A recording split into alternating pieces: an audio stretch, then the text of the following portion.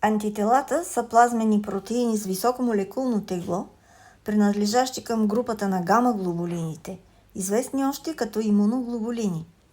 Те са гликопротеини, произвеждани от Б лимфоцитите. Антителата съществуват под две форми.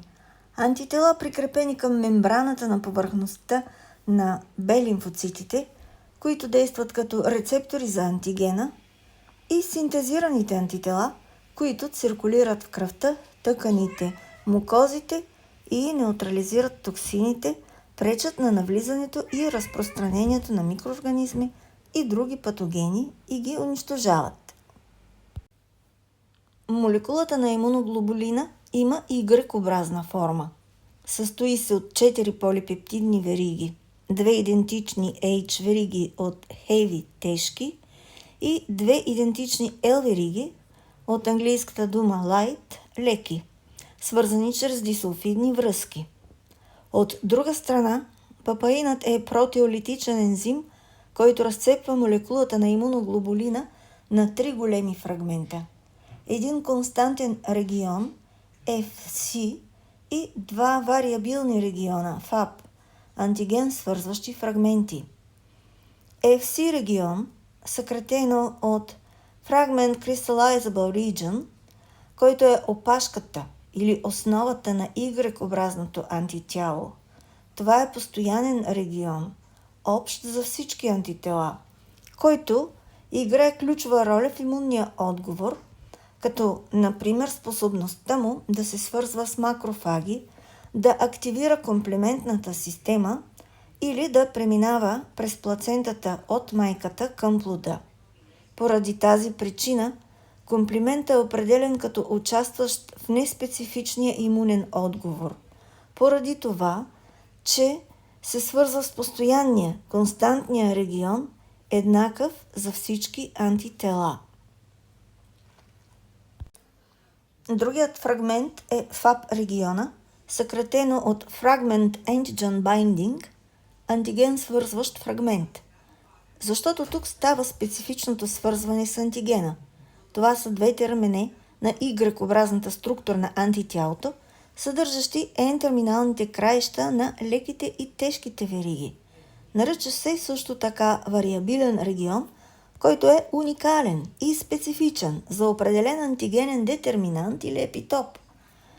Ограничен участък на тази вариабилна зона е с силно вариращ аминокиселинен състав в отделните молекули и се нарича хипервариабилен участък CDR – Complementary Determining Region.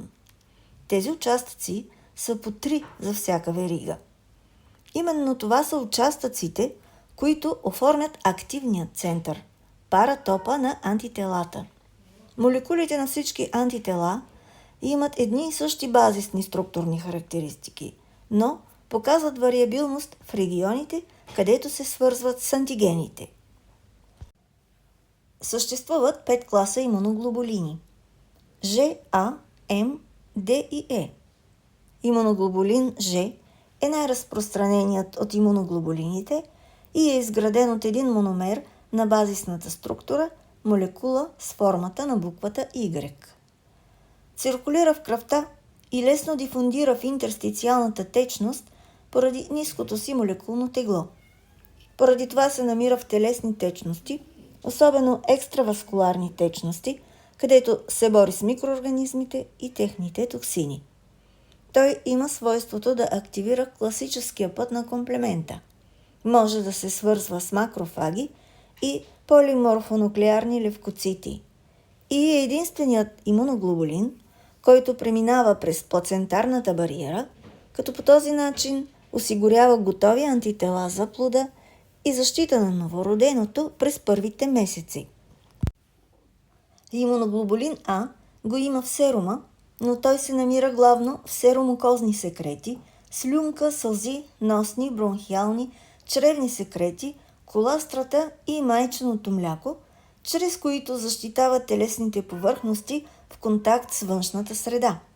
Основната му функция е да не позволява адхеренцията, прикрепването на микроорганизмите към лигавиците. Той може да активира алтернативния път на комплемента и, подобно на имуноглобулини Ж, се свързва с макрофаги и полиморфонуклеарни левкоцити. Има форма на димер и се нарича секреторен имуноглобулин. Имуноглобулин М е първият вид антиген, синтезиран в отговор на инфекция. Той е пентамер с най-голямо молекулно тегло, формиран от 5 субединици и 10 места за свързване с антигени. Поради това е много ефективен аглутинант. Основната му защитна функция е да активира класическия път на комплементната система. Способността на имуноглобулин М да образува големи комплекси му осигурява голяма лекота при свързване с комплемента, което му дава силата да опсонизира определени антигени, причинявайки лизис на бактерии, вирусни обвивки и други патогени. Имуноглобулин Д е мономер, намира се в серума в ниски концентрации. Открит е да се свързва с повърхността на лимфоцитите, но за него се знае малко. Имуноглобулини Е също са мономери в ниски концентрации в серума. Те се прикрепват към повърхността на базофили и мастоцити с опашката, т.е. с константния фрагмент на антитялото и след свързване специфично с антиген, провокират отделяне на медиаторни субстанции от тези клетки с поява на алергична реакция. Другата му функция е защита при паразитни инвазии.